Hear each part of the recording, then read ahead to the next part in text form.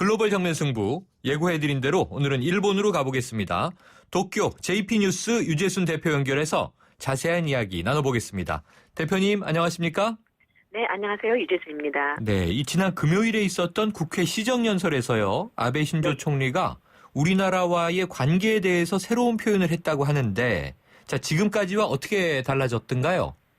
네, 지난 22일 아베 신조 총리가 국회에서 시정연설을 했는데요. 네. 시정연설 종반 외교 부분에서 한국에 대해서 약 1분간 언급을 했습니다. 네. 네, 그 내용이 뭐냐면 한국과는 작년 말 위안부 문제의 최종적이고 불가역적인 해결을 확인하고 오랜 현안의 종지부를 찍었습니다. 네. 전략적 이익을 공유하는 최고로 중요한 이웃나라로서 새로운 시대의 협력 관계를 구축, 동아시아의 평화와 번영을 확실한 것으로 해나가겠습니다. 여기까지가 한국 관련해서 언급한 내용인데요. 네.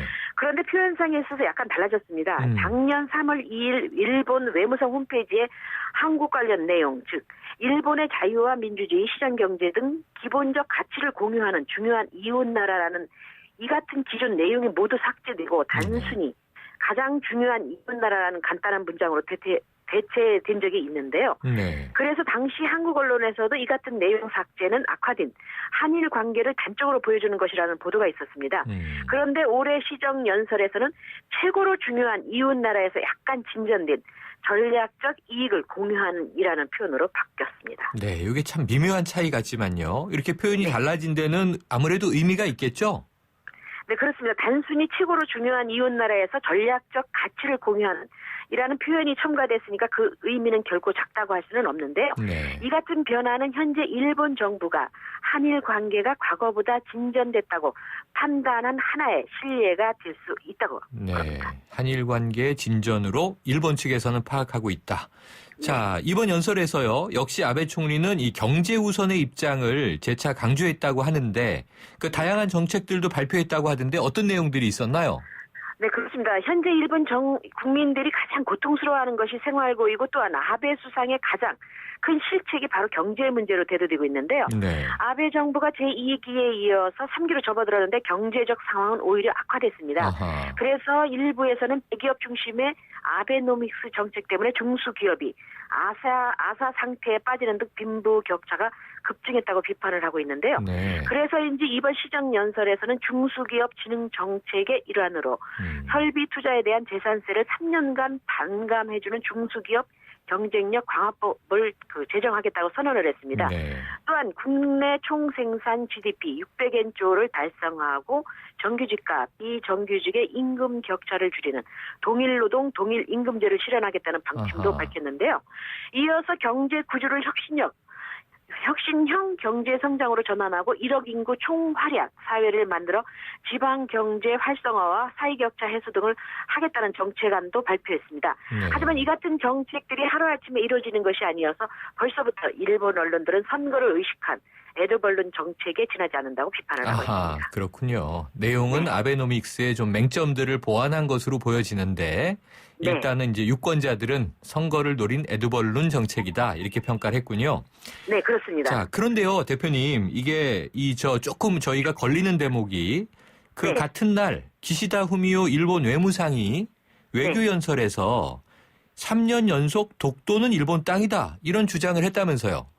네, 그렇습니다. 기시다 외무상뿐만 아니라 아베 정부의 모든 강도들이 수시로 주장하고 있는 말인데요. 네. 문제는 국회 연설에서 이 같은 주장을 굳이 했다는 것인데 기시다 외무상이 한국 관계 외교에서 전략상 그런 발언을 했을 가능성이 대단히 높기 때문에 괜히 우리가 예민한 반응을 일으켜서 휘말릴 필요가 없다고 일부 전문가들은 분석을 하고 있습니다. 어찌 보면 일부러 좀 자극이나 도발을 하는 전략성이 감춰져 있을 수도 있다.